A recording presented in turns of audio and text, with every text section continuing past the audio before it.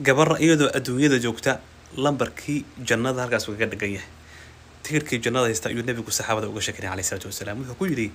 ma idin sheegaa la akhbirukum nisaa'ikum min ahli aljanna xaasaskiina iyo gabdhihiina oo ahlu jannada noqon doona dabeecadaha ilayhin ma idin sheegaa markaasay dhahan yaa rasuulallah noo sheeg markaas wuxuu yiri alayhi salaatu wasalaam wuxuu ku bilaabay alwaduud waa gabar kalgacayl badan waa gabar jacaylku ku wan yahay ninkeeda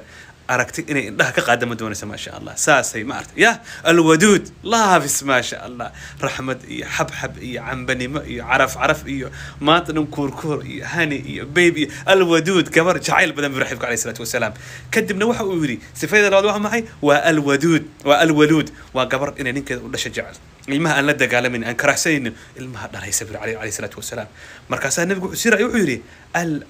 a'uudu ala zawjiha وقبل إنك إذا كسر نقطة نركو واحد عان إن أنفع دونيسا مر والبو ويصون الله بشيء بدن تحي مر هذا كفور كتاعته سأوتك تيماها شيء وانا كم باك مركز ساوي عليه الصلاة والسلام مركو إنك إذا كعرو ذني تضع يدها على يده